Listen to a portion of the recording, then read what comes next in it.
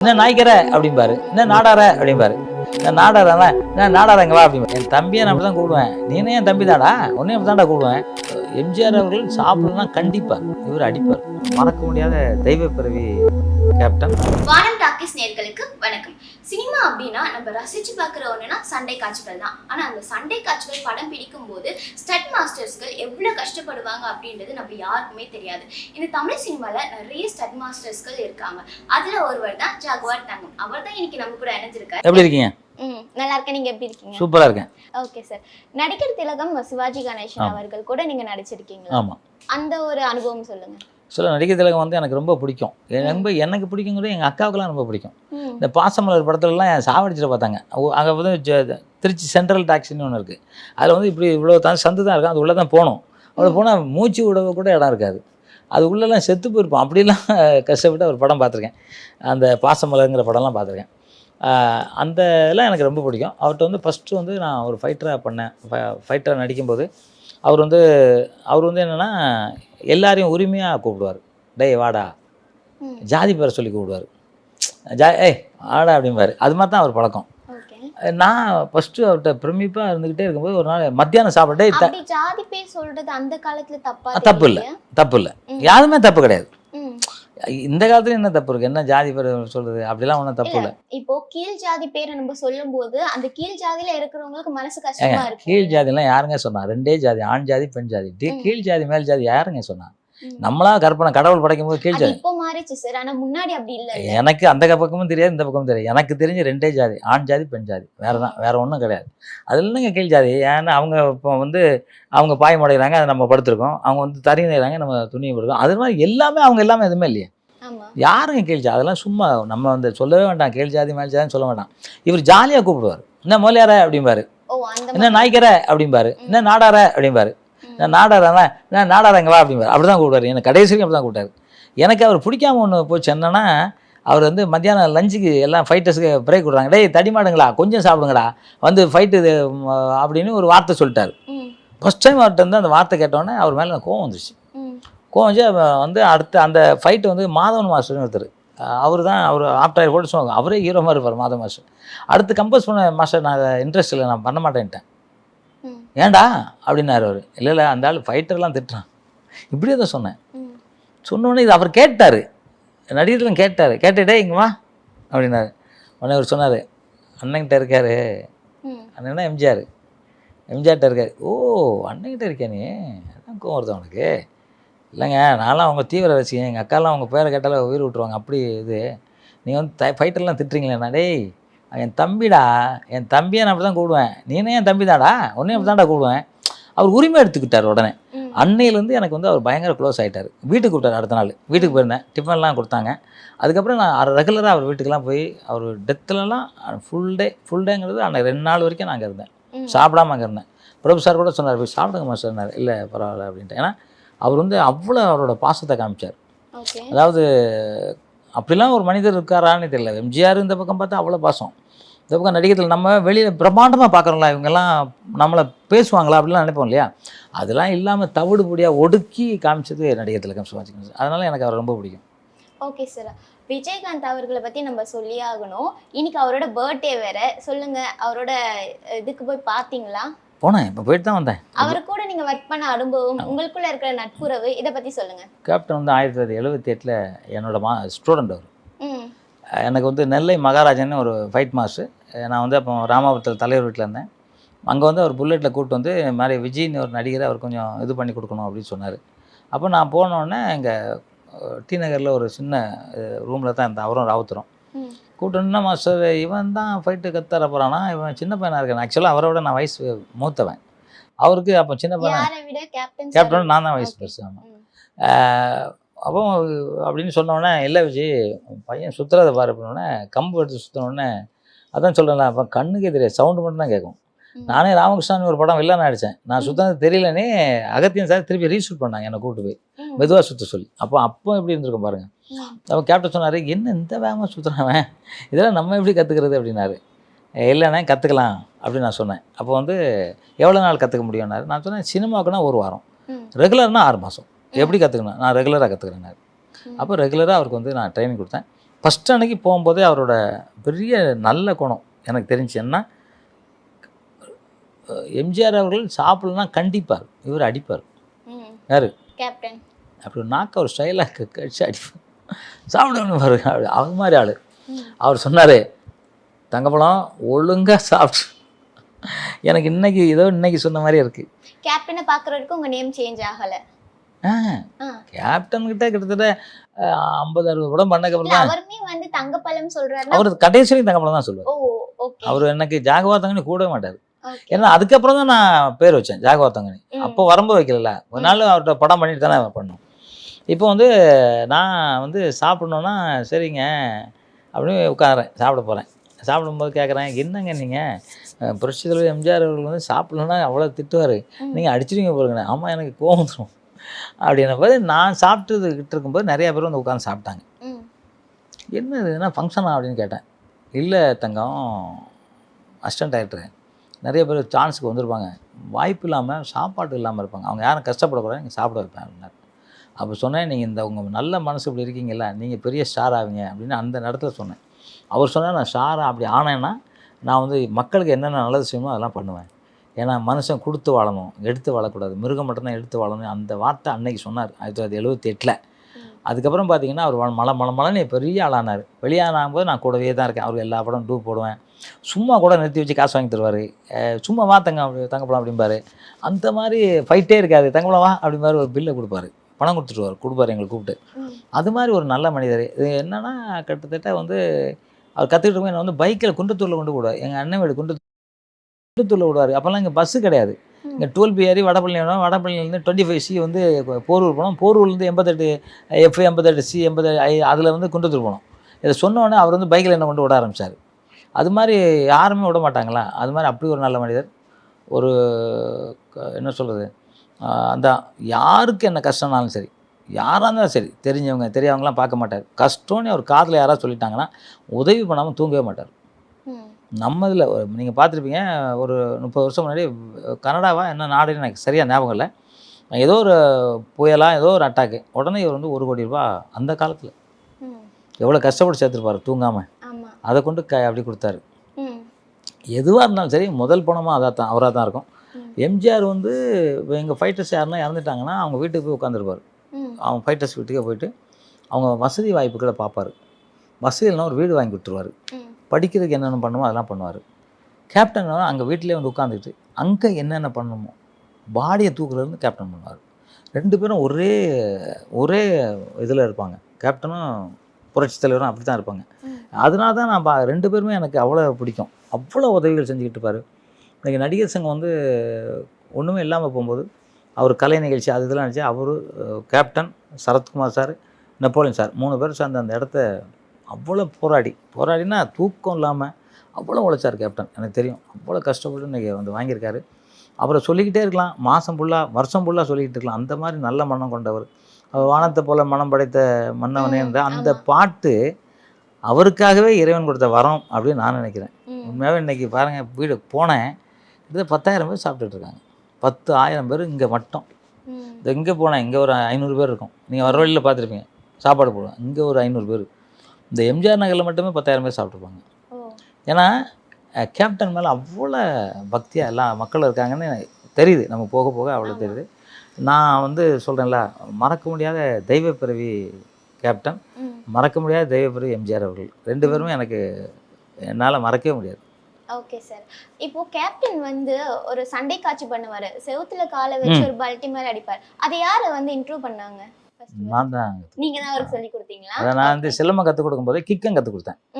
ஏன்னா நான் இப்படி கண்ணை மூடுறதுக்குள்ள 2 வாட்டி கிக் அடிப்பேன். அதை அவர் பார்த்து பிரமிச்சிருக்காரு, இப்படி கிக் அடிக்கிறான். இன்னும் அவரும் ப்ராக்டிஸ் முதல்ல சிலம்பம் தான் கற்றுக் கொடுக்க போனேன். அப்புறம் அந்த இது கற்றுக் கொடுத்தேன். அப்புறம் சுருள். அப்புறம் நம்ம தமிழ்நாட்டில் குத்து வரிசைன்னு ஒன்று இருக்குது. ப்ரூஸ்லி ரிட்டர்ன் ஆஃப் த ட்ராகனில் அடிச்சிருப்பார். ஆமாம் அடிச்சிருப்பார். அப்போ அவரே வந்து தூத்துக்குடி மாவட்டத்தில் வந்து கற்றுக்கிட்டேன் அப்படின்னு அவர் ஒரு புக்கில் வாழ்க்கை வரலாறு எழுதியிருக்காரு. அதை நான் நல்லா அடிப்பேன். அதை வந்து கற்றுக்கிட்டேன். கேப்டனுக்கு அது ரொம்ப பிடிக்கும். அதனால வந்து அவரோட கிக்கு வந்து அப்போவே ப்ராக்டிஸ் பண்ணிக்கிட்டே இருந்தார். அவருக்கு வந்து என்னன்னா கை இறங்கிடும், அவருக்கு கை டக்குன்னு இறங்கிடும், இந்த ஜவ்வு கிழிஞ்சிடும் அவருக்கு. அப்போ நான் வர்மக்கலை கொஞ்சம் தெரிகிறதுனால நான் வந்து தூக்கி வச்சு அது கரெக்ட் பண்ணி விடுவேன். அந்த தண்ணியெலாம் போட்டு அந்த கட்டுவேன். அது முதல்லலாம் தண்ணி வரும் அவருக்கு ஆனால் அழமாட்டார். தண்ணி வந்துடும், வலி அவ்வளோ வலி இருக்கும். அப்புறம் 4ஆவதுல இதுக்கு பதிலாக நாங்கள் கிக்கு வச்சோம். கையில் பிளாக்குக்கு பதிலாக கிக்கு வச்சு லெஃப்ட்டில் குத்துவார். லெஃப்ட்டு ரைட்டில் இதாக இருக்கும் பண்ணுவார். அப்புறம் ஒரு நாள் ஏதோ ஒரு படம், அது எனக்கு கரெக்டாக ஞாபகம் இல்லை. அநேகமாக வீட்டுக்கு ஒரு கண்ணையா என்ன படம் ஞாபகம் இல்லை. இந்த மாதிரி ஒரு டேபிளில் ஏறி பின்னாடி வர்றவன ஓடுறவன ஒரு கிக் அடிக்கணும். சூப்பராக அடித்தார். அதுக்கப்புறம் அவரே ப்ராக்டிஸ் பண்ணி பேக்குக்கு அடித்தார். பெட்டு கிடக்கும்ல, பெட்டு வச்சு பேக்குக்கு அடித்தார். அது கிக்கை பார்த்து தான் வந்து அவங்களுக்கு வந்து ஹிந்தியில் வந்து ஒரு படம் வந்துச்சு அவருக்கு. ஹிந்தியில் பெரிய டைரக்டர், பெரிய கம்பெனி படம். அதாவது இங்கே வாங்குறத விட 100 மடங்கு ஜாஸ்தி சம்பளம் தரேன்னாங்க. ஆனால் இவர் தமிழ் படத்தை தவிர எங்கேயும் போக மாட்டேன்ட்டார். தமிழை நின்று சொல்லடா, தலை நிமிர்ந்து நில்லடான்னு சொன்னார் பார்த்தீங்களா. அது மாதிரி வேறு எந்த லாங்குவேஜ் பண்ண மாட்டேன்னு சொல்ல ஒரு மனிதன் கேப்டன். அவர் அந்த இதில் தான் கிக்கு பண்ண ஆரம்பித்தார். அவர் நல்ல ஹெல்த்தான ஆள். இப்போ கேப்டன் பிரபார் முந்தா நாள் பார்த்தேன் ரிலீஸ் அன்னைக்கு. பார்த்தீங்கன்னா அவர் கம்பீரம், அவர் வாய்ஸ் என்ன கம்பீரம், அப்பா அழகுன்னு அப்படி ஒரு அழகு. அவராக இறந்துட்டாருங்கிறது தெரியவே இல்லை. அதுதான் அந்த கேப்டனோட 100வது படம் வந்து இப்போ ரீரிலீஸ் பண்ணியிருந்தாங்க. நீங்கள் போய் அதை பார்த்தீங்களா? ஆமாம், நான் பார்த்தேன். நான் செல்வமணி சார், சின்ன கேப்டனு, அதாவது விஜயகாந்த் சார் பையன், அம்பிகா மேடம், மாதிரி ஸ்ரீரங்கன் டைரக்டரு, இவர் மன்சூர் அலிகான், வசனகர்த்தா லியாகத் அலிகான் எல்லாம் உட்காந்து பார்த்தோம். எல்லாம் நிறைய டைரக்டர்லாம் பட்டம் ஆரம்பிச்சிலேருந்து கிளைமாக்ஸ் வரும் கைத்தட்டு டயலாக்கு. இன்னும் இன்னைக்கு நேற்று தான் ஷூட்டிங் பண்ண எடுத்துருப்பாங்களா அந்த மாதிரி கதை வசமும் சரி படமும் சரி. ஆர்கே செல்வமணிக்கு உண்மையில் ஒரு ராயல் சல்யூட் பண்ணோம். ஏன்னா அந்தளவு அற்புதமாக பண்ணியிருக்காரு. நான் சொன்னேன் சார் இன்னொரு கேப்டன் பிரதர் பண்ணுங்க சார் இது மாதிரி அப்படின்னு சொல்லிட்டு வந்தேன். நான் பண்ணுறதுங்க அப்படின்னாரு. அது மாதிரி அற்புதமான படங்க. அந்த படம் பாருங்களேன், நீங்கள் இப்போ போய் தேட்டரில் பாருங்களேன். அவர் கம்பீரத்துக்கெல்லாம் இப்போலாம் இறந்தே இருக்கக்கூடாது. அப்படி ஒரு இது எப்படியோ தெரில. பொதுவாக பார்த்தீங்கன்னா டாப் ஹீரோஸ் இப்போ ரஜினிகாந்தா இருக்கலாம், இவங்களதெல்லாம் வந்து 100வது படம் ஓடலை அப்படின்ற மாதிரி ஒரு இது இருந்துச்சு. ஆனால் விஜயகாந்தோட படம் மட்டும் 100வது படம் நல்லாவே வெற்றிகரமா. அதோட காரணம் என்னவா இருக்கும்னு நினைக்கிறீங்க? அதாங்க, கேப்டன் விஜயகாந்த் அவர்களுக்கு வந்து நல்ல மனம் கொண்டவர். அதனால் அவர் படம் அப்பவும் 100 நாளைக்கு மேலே தாண்டி ஓடிச்சு, இப்போ 100 நாளைக்கு மேலே ஓடும். அதே மாதிரி எம்ஜிஆர் அவர்கள் படமும் 100 நாளைக்கு போச்சு. ஏன்னா அவரும் நல்ல மனிதர். கர்ணன் 2 பேருமே கர்ணன் ஒருத்தர் தானே இருந்தார் மகாபாரத்தில். இங்கே வந்து 2 கர்ணன், ஒன்று புரட்சி தலைவர் எம்ஜிஆர் அவர்கள், ஒன்று புரட்சி கலைஞர் கேப்டன் விஜயகாந்த் அவர்கள். 2 பேருமே 100 நாள் வெற்றிகரமாக ஓடிச்சு. Okay sir. அடுத்ததாக பார்த்தீங்கன்னா நீங்கள் வந்து ஆக்ஷன் அப்படின்னாலுமே, இந்த ஆக்ஷன் விஷயத்த அப்படின்னாலுமே எங்களுக்கு வந்து ஃபர்ஸ்ட் ஞாபகம் வருது விஜயகாந்த் சார். அதுக்கப்புறம் வந்து action king Arjun. Action king Arjun கூட நீங்கள் ஒர்க் பண்ணியிருப்பீங்க இல்லையா? ஸ்டூடெண்ட் அவரும். ஸ்டூடெண்டா? அவரும் ஃபஸ்ட்டு படம் நான் தான் பூஜா பலன். அப்போ தான் எனக்கு ஃபஸ்ட்டு கால் உடஞ்சிச்சு. அவர் ஃபஸ்ட்டு படம். அதுக்கப்புறம் அவர் வந்து தமிழ் படம் பண்ண வரும்போது ஏவிஎம்க்கு வருவார். நானும் என்னோடய ஃப்ரெண்டு ஒருத்தர் 2 பேர் தான் காலைல 5:30 வருவார். ட்ரைனிங் கொடுப்போம். ட்ரைனிங் கொடுத்து அந்த காலத்தில் நிறைய படம் அவருக்கு ஒர்க் பண்ணியிருக்கேன். டூப் போட்டிருக்கேன் நிறையா படம். நல்ல ஆக்ஷன் கிங்கு தான் அவர். உண்மையில் ஆக்ஷன் கிங்கு. நல்ல ஃபைட்னா அவருக்கு ரொம்ப இன்ட்ரெஸ்டிங். அவருக்கு உங்களுக்கு எப்படி இருக்கும் அந்த ரிலேஷன்ஷிப், ஃப்ரெண்ட்ஷிப் பாண்ட்? நல்ல ஃப்ரெண்ட்ஷிப் தான் அன்னையிலேருந்து இன்னைக்கு வரைக்கும். இப்போவும் இருக்கு? ஆமாம், இப்போவும். அவங்க டாட்டர்ஸோட மேரேஜ்க்குலாம் போனீங்களா? போனேன். ஓகே. அடுத்ததாக பார்த்தீங்கன்னா நீங்கள் நிறைய பெரிய பெரிய ஹீரோஸ்க்கெல்லாம் வந்து சொல்லி கொடுத்துருக்கீங்க. ஹீரோயின்ஸ்க்கு யாருக்காச்சும் சொல்லி கொடுத்துருக்கீங்களா? விஜயசாந்திக்கு சொல்லி கொடுத்துருக்கீங்கன்னு கேள்விப்பட்டிருக்கேன். அதை பற்றி விஜயசாந்தி என் ஸ்டூடெண்ட்டு. குஷ்பு மேடத்துக்கு சொல்லி கொடுத்துருக்கேன். ரம்பாவுக்கு சொல்லி கொடுத்துருக்கேன். அவங்க பேர் என்ன, நம்ம நக்மா, ரம்பா, அது மாதிரி நிறையா லேடிஸ் ஆர்டிஸ்ட் என்கிட்ட வந்து இங்கே வந்து கற்றுருக்காங்க. அதில் வந்து விஜயசாந்தி அவர்கள் வந்து அகில இந்தியா லேடி சூப்பர் ஸ்டார் ஆக்ஷனில் அதே equal Khushbu madam. Khushbu madam பிரமாதமாக இப்போ ஃபைட் பண்ணுவாங்க. அதே மாதிரி ரம்பாவை பண்ணுவாங்க. அப்புறம் வந்து நமிதா இங்கே அவங்களும் என் ஸ்டூடெண்ட் தான். அவங்களும் நல்லா ஃபைட் பண்ணுவாங்க. நிறையா லேடி ஆர்டிஸ்ட் நிறைய நல்லா பண்ணுவாங்க. நிறைய பேர் ஸ்னேகா மேடம் நல்லா பண்ணுவாங்க ஃபைட்டு. சூப்பராக பண்ணுவாங்க. நான் ஒரு ஆமாம், நான் கூட ஒரு படம் பண்ணும்போது பார்த்தேன். அதுன்னு ஒரு படம் நல்லா பண்ணியிருந்தாங்க, நல்லா பண்ணாங்க. நான் தான் மைசூரில் ஷூட்டிங் எங்களுக்கு. நல்லா தைரியமாக பண்ணாங்க. Okay sir. நீங்கள் இவ்வளோ பேர் கூட வந்து ஒர்க் பண்ணியிருக்கீங்க. உங்களுக்கு ரொம்பவே வந்து கரெக்டான ஒரு ஆக்டர்னா யாரா? அந்த எக்ஸ்பீரியன்ஸ் என்ன? இவங்க கூட ஒர்க் பண்ணது செம்மையாக இருந்துச்சுப்பா, என் லைஃப் லாங் நான் மறக்கவே மாட்டேன் அப்படின்றது. இல்லை, நான் வந்து என்டிஆர் கூட நான் வந்து அமிதாப் பச்சன்கிட்ட இருந்து ஒர்க் பண்ணியிருக்கேன். அமிதாப் பச்சன், தர்மேந்திரா, ஹேமா மாலினி, இது மாதிரி. அங்கே இந்த பக்கம் கர்நாடகாவில் அண்ணா ராஜ்குமார் அண்ணா, இங்கே என்டிஆர் அண்ணன். என்டிஆர்லாம் வந்து 6 அடி இருப்பார், நான் இவ்வளோ தான் இருப்பேன். ஆனால் அவர் என்னை போட கூப்பிடுவார் என்னை தங்கத்தை கூப்பிட்டு வாம்பார். என்னென்னா நான் வந்து பஞ்ச் போட்ட ஸ்டைலு, இந்த கம்பு சுற்றுற வேகம், சுருள் சுற்றுற வேகம், கத்தி ஃபைட் பண்ணுறது, இதெல்லாம் அவருக்கு பிடிக்கும். என்னை வந்து பண்ண சொல்லி அவர் பண்ணுவார். ஸோ அதனால் என்னை வந்து மாஸ்டர் காரு நீ தங்கத்தை கூட்டு வா அப்படிம்பாரு. தங்கம் வரலையா ஷூட்டிங் பேக்கப் அப்படிலாம் சொல்லுவார் அவர். ஷூட்டிங் அப்போலாம் தெலுங்குல தான் பேசுவாங்களா? ஆமாம், இல்லை தமிழ் நல்லா தெரியும் அவர். அப்படியா? அங்கே தானே இருந்தார். ம். டெஸ்ட்புரத்தில் தானே வீடு. நல்லா தமிழ் தெரியும். அவங்க பையனே இங்கே தானே இருந்தார். ம். அவரும் நல்லா தமிழ் பேசுவார். எல்லாம் அவரே சொல்லியிருக்காரு, நான் தமிழ்நாட்டில் தான் இருந்து படித்தேன்னு சொல்லியிருக்காரு. ம். எல்லாமே இங்கே தான் படித்தாங்க. ராஜ்குமார் ஐயா வீடு அண்ணன் வீடு இங்கே தான். ஓ. அவர் விட டெஸ்ட்புரம் தான். அவங்க பையன் சிவராஜ்குமார் என் ஸ்டூடெண்ட் தான். அங்கே தான் கற்றுக் கொடுத்தேன். ம். அது மாதிரி நிறைய பேர் எனக்கு நாங்கள் ஏன் இங்கே எல்லாரும் இங்கே தான். அமிதாப் பச்சன், தர்மேந்திரன் எல்லாம் சென்னையில் தானே இருந்தாங்க. ம். அப்புறம் தான் அப்படி இப்படி அவங்கவுங்க மாறிட்டாங்க. முதல்ல நம்ம தானே இந்தியாவில் நம்பர் 1 தமிழ்நாடு தானே. சினிமாவுக்காக ஸ்டுடியோ, அவ்வளோ ஸ்டுடியோ நம்மகிட்ட தான் இருந்துச்சு. தெருவில் தள்ளி ஒரு பக்கம் ஒரு அடி போனால் ஒரு ஸ்டுடியோ இருந்துச்சு. இப்போ தான் அந்த ஸ்டுடியோ காணும். ஏன் அந்த ஸ்டுடியோல எங்க போச்சு சார்? எல்லாம் மூடிட்டு கல்யாண மண்டபம் ஹாஸ்பிட்டல் கட்டாங்க. எதுக்கு மூடுறதுக்கான காரணம் என்ன? ஸ்டுடியோ எல்லாம் வந்து ஸ்டுடியோவில் நிறைய பேர் எடுக்கலை.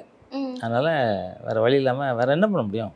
ஓகே. முன்னாடிலாம் செட் போட்டு ஸ்டுடியோல எடுப்பாங்க. முன்னாடி எல்லாமே செட் தான். இப்போ லைவா எடுக்கிறதுனால அந்த வேலையெல்லாம் போயிடுதுல. முன்னாடி பார்த்தீங்கன்னா ஒரு ஏவிஎம்குள்ளே போனால் 15 ஷூட்டிங் நடக்கும்.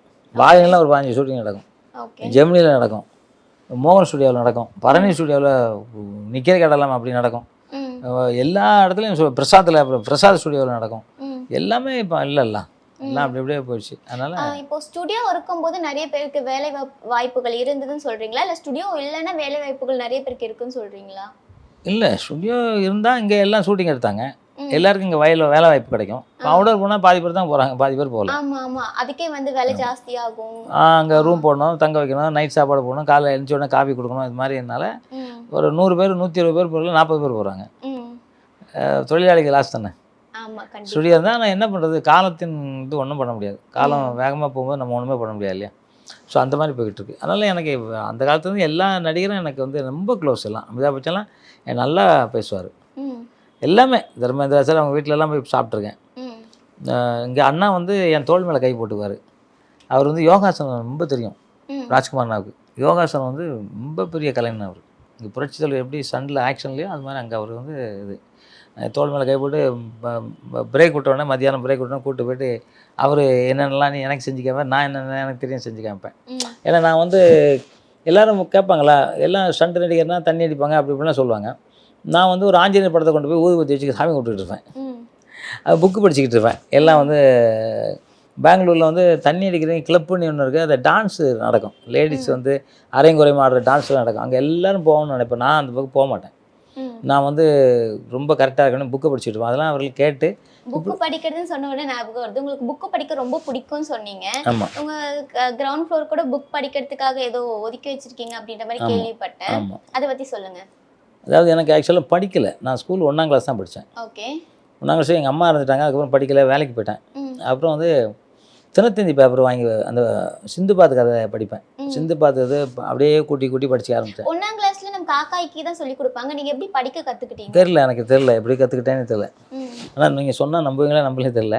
நான் வந்து ஒரு 3.5 வயசு 4 வயசுக்குமே நான் வந்து முருகர் வந்து நாக்கில் எழுதுன மாதிரி எனக்கு ஞாபகம் வந்து அப்போவே என்கிட்ட எங்கள் அம்மாட்டெலாம் சொல்லுவேன். என்னை யாரும் வந்து முருகில் இந்த இருக்கார்ல அந்த ஃபோட்டோவில் இவர் வந்து என் நாக்கில் எழுதிட்டு போனான்னு சொல்லுவேன். ம். எங்கள் வீட்டில் கோயில் இருக்கும்ல, எங்கள் வீட்லேயும் அங்கே எல்லா வீட்லேயும் கோயில் இருக்கும். அவ்வளோ பெரிய அகலமாக ஒரு கோயில் வச்சுருக்கோம். அப்போலாம் யாருக்கும் தெரியல, எனக்கே அது அப்புறம் காலகட்டத்தில் மறந்துட்டேன். ம். அப்புறம் இப்போ உங்களை மாதிரி கேட்குறாங்களே எப்படி நீ இவ்வளோ படிக்கிறானே, அப்போ எனக்கு தெரியுது ஒருவேளை நம்ம அதனால் படிக்கிற மாதிரி தெரியல. என்னோட படிப்பு ஆர்வம் நிறையா. நான் வந்து என் கட்டில் போய் பார்த்தீங்கன்னா நான் படுத்துருப்பேன், இல்லை என் பெட்டில் வந்து புக்கு தான் படுத்துருக்கோம். ம். அவ்வளோ புக்கு படிப்பேன் நான். ஏன்னா என்னமோ தெரியல, புக்கு படிக்கிறது எனக்கு வெறி. ம். அதனால நிறைய விஷயங்கள் தெரிஞ்சிருக்கேன். ஒரு ஒரு ஒரு 10 நண்பர்களுக்கு, ஒரு 100 நண்பர்களோட ஒரு புக்கு பெஸ்ட்டுன்னு சொல்லுவாங்க. ஆமா. ஒரு வாத்தியார் கற்றுக் கொடுக்குற ஒரு 10 வாத்தியார் கற்றுறத ஒரு புக்கு கற்றுறோன்னு சொல்லுவாங்க. ம். ஸோ நல்லதை எடுத்துக்கணும், எல்லாத்துலேயுமே கெட்டது இருக்கும். அதெல்லாம் பக்கத்தை தள்ளி விட்டு நல்லதை எடுத்துக்கணும். அது மாதிரி நான் வந்து கிட்டத்தட்ட 30,000 புக்குக்கு மேலே வச்சுருக்கேன். எல்லா புக்கும் வச்சுருக்கேன். ம். எல்லாமே வந்து படிப்பேன். அதுல உங்க ஃபேவரட் புக் எது சார்? எனக்குன்னா யோகாசனம், ம். அப்புறம் இந்த மர்மக்கலை புக்கு, ம். மருத்துவ கலை ம். ரொம்ப ரொம்ப பிடிக்கும். படிச்சுக்கிட்டே இருப்பேன். ம். எல்லா புக்கும் படிப்பேன். எல்லா புக்கும் வாங்கி வச்சுருக்கேன். எதுன்னெலாம் சொல்ல முடியாது. இப்போ இது கடையிலே ஒரு 200 புக்கு இருக்கும். அங்கே கீழே அங்கே கீழே எல்லாம் வச்சு ஒரு 30,000 புக்கு வச்சுருக்கேன். ம். படிக்கிறது தான் என் வேலை. ஓகே. லைப்ரரி ஏதாச்சும் ஓப்பன் பண்ற ஐடியால இருக்கீங்களா? என் வீட்டுக்குள்ளேயே லைப்ரரி மாதிரி பண்ண போகிறேன். ஓ. ஆமாம். ஓகே. வெளியில் பண்ணாக்க யாரும் தூக்கிட்டு போகிறாங்களா? ஆக்சுவலாக நான் ஒரு புக்கு ஒரு 60 வருஷத்துக்கு முன்னாடி ஒரு புக்கு வாங்கினேன். அப்போ அது விலை 100 நூறுரூவா 95 ரூபா ஏதோ சம்திங். அந்த புக்கில் என்னென்னா, ஒருத்தன் அதிக ஆயுளோட வாழ்கிறதுக்கு என்ன பண்ணணும், மூச்சு பயிற்சி எப்படி பண்ணணும், இப்போ ஒருத்தவங்க பெண் பிள்ளையே பிறக்குதுன்னா ஆண் பிள்ளை பிறக்கிறதுக்கு என்ன பண்ணணும், ஆண் பிள்ளையே பிறந்துக்கிட்டுனா பெண் பிள்ளை பிறக்கிறதுக்கு என்ன பண்ணணும், உங்கள் ஆயுளை தெரிஞ்சுக்கிறதுக்கு என்ன பண்ணுறது, இப்போ ஒரு இத்தனை நாளில் செத்துருவீங்க அப்படின்னா அது எப்படி தெரிஞ்சிக்க முடியும். இது மாதிரி பல கலைகள் அதில் இருந்துச்சு. ஆமா, சித்தர்கள் வந்து 120 வருஷம் கூட வாழ்வாங்க அப்படின்னு. 120 வருஷம் சாதாரண மனிதர்கள். சித்தர் வாழ்றது இப்போலாம் 6000 சில வருஷம் ஆண்டார். அது எப்படி 120 வருஷங்கள் நம்ம சாதாரணமான மனுஷங்கள் வாழ்றதுக்கான அது எப்படி அமையும்? அதான் அது என்னன்னா, இப்போ அந்த மாதிரி புக்கு வச்சுருந்தேன். அந்த புக்கை திருடிட்டு போயிட்டாங்க. இன்னைக்கு வரைக்கும் கலங்கிட்டு இருக்கேன் எங்கே போச்சுன்ட்டு. இன்னைக்கு வரைக்கும் உண்மையிலே நேற்று நைட்டு கூட நினச்சேன் இந்த புக்கு காணாமல் போச்சு அப்படின்னு நினச்சேன். அது வந்து இப்போ வந்து அதில் தான் சொல்லியிருப்பாங்க 120 வருஷம் எப்படி வாழ்கிறது அப்படின்னு. என்னென்னா நான் அது அப்போ படித்தது 50 வருஷம் முன்னாடி, மறந்துருக்கலாம், இருந்தாலும் சொல்கிறேன். இப்போ வந்து சூரியன், சந்திரன், புதன் அப்படின்னு இருக்குல்ல, அதுக்கு ஒவ்வொரு வருஷம். உதாரணத்துக்கு சுக்கிரன்னா ஒரு 6 வருஷம். அதுக்கு நம்ம இதில் ஜாதகத்தில் இருக்கும். ஒரு சுக்கிர தசை இருக்குது, சனி தசை இருக்குது, இவருக்கு வந்து அந்த தசையில் அது வந்து எல்லாம் கழிச்சு 120 வருஷம் போட்டிருப்பாங்க. நான் முடிஞ்சால் உங்களுக்கு இப்போவே நான் உங்களுக்கு நான் எழுதி வச்சுருக்கேன். அதை நான் உங்களுக்கு எடுத்து சொல்கிறேன் எத்தனை வருஷம்னு. 120 வருஷம். அப்போ ஆமை வந்து 500 வருஷம், நாய் வந்து 17 வருஷம். இது மாதிரி ஒவ்வொரு உயிரினத்துக்கும் ஒவ்வொரு வருஷம் வச்சுருக்காங்க. ஆனால் மனிதன் மட்டும்தான் அதை கரெக்டாக கொண்டு போக தெரியல. என்னென்னா அவங்க வந்து மிருகமெல்லாம் போதை அடிக்காது, தண்ணி அடிக்காது, கஞ்சி அடிக்காது, கெட்ட வழி தெரியாது. அது வந்து தன் தேவைக்கு எந்த உயிராக கொன்று சாப்பிடும், அவ்வளோதான். ஆனால் அதுக்கு படைச்ச உயிரினம் அப்படியே அது வரைக்கும் இருக்கும். நம்ம அப்படி இல்லை, தேவைக்கு அதிகமாக சேர்த்து வைக்கணுங்கிற ஒரு பெரிய ஆசை. என்ன ஒருத்தன் பார்த்தீங்கன்னா 1000 கோடிக்கு சேர்த்து வச்சுருவான், போகும்போது தனியாக போடாமல் போவான், ஆள் கூட போகாது, பாடி அவங்க வீட்டில் கூட யாரும் போக மாட்டாங்க.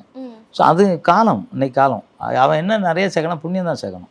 இன்னைக்கு கேப்டன் இறந்துருக்காருன்னா கேப்டன் வந்து பார்க்குற அகில உலகமும் அவருக்காக கண் கலங்கினாங்க. அவ்வளோ பேர் இன்றைக்கி வந்தாங்க. ஏன்னா அவரோட செஞ்ச புண்ணியம். அதுவும் புரட்சி தலைவர் டெத்துக்கெலாம் எவ்வளோ கூட்டணி பார்த்துருப்பீங்க, அவ்வளோ செஞ்ச புண்ணியம். அதுக்கு வந்து நம்ம என்னென்னா புண்ணியம் தான் பண்ணணும், சேர்த்து வைக்கிறது புண்ணியத்தை தான் சேர்த்து வைக்கணும். பணமோ காசோ நமக்கு வந்து ஒரு பிரயோஜனம் கிடையாது.